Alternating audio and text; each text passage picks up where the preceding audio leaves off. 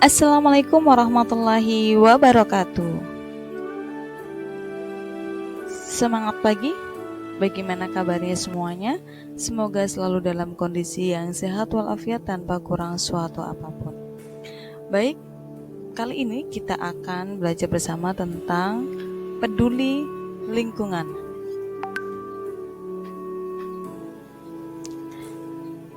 Bumi kita kaya akan alam yang indah. Namun, kondisi bumi dan lingkungan saat ini semakin memburuk. Banyak aktivitas manusia yang menyebabkan kondisi di lingkungan sekitar menjadi tidak sehat. Why? Kenapa?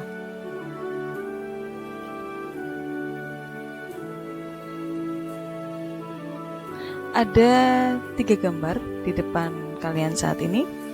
Gambar pertama adalah gambar sampah yang berceceran di pinggir sungai, yang mana ini dapat menghambat perairan di sungai, ya.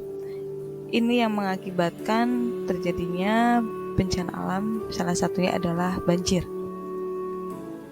Nah, awal mulanya sungai ini bersih, lingkungannya juga bersih, sehat, tapi karena sampah yang tidak pada tempatnya sehingga dapat mengakibatkan lingkungan yang tidak sehat.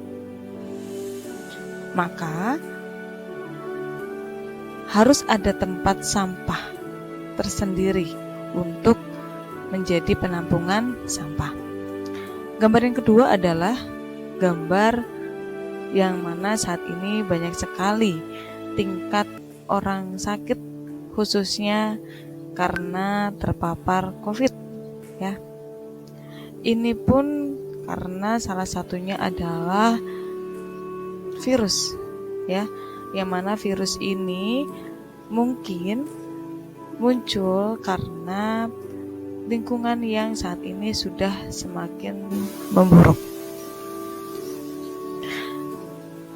Yang gambar yang ketiga adalah seperti situasi saat ini juga, yang mana anak-anak atau siswa saat ini peserta didik, ya, belajar tidak ke sekolah, melainkan menggunakan gadget mereka di rumah masing-masing.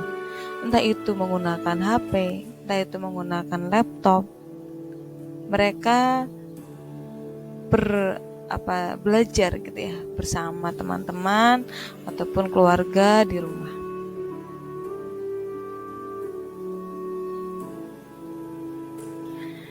Baik, sebelum masuk, kita harus paham dulu apa sih lingkungan itu, gitu ya.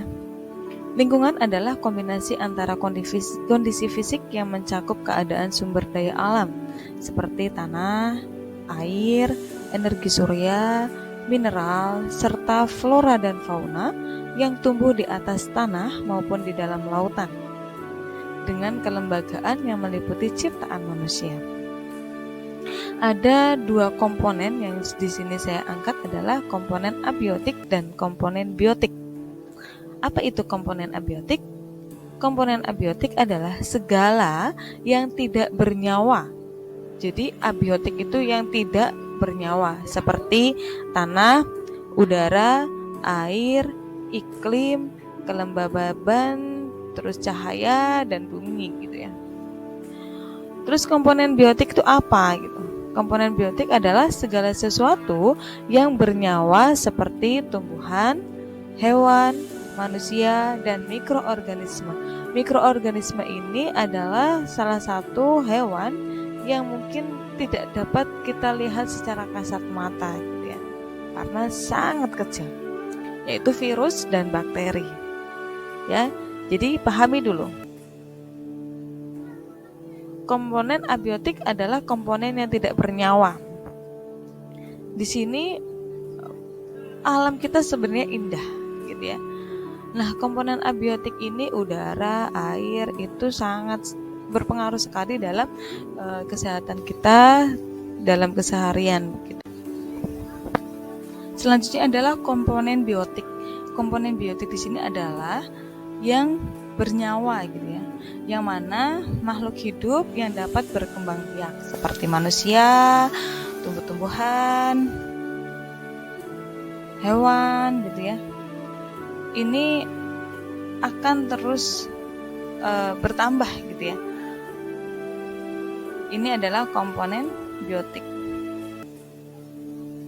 Lalu seharusnya bagaimana sikap kita terhadap lingkungan ya, supaya lingkungan kita baik itu yang hidup ataupun yang tidak hidup itu dapat bersih, dapat sehat gitu ya.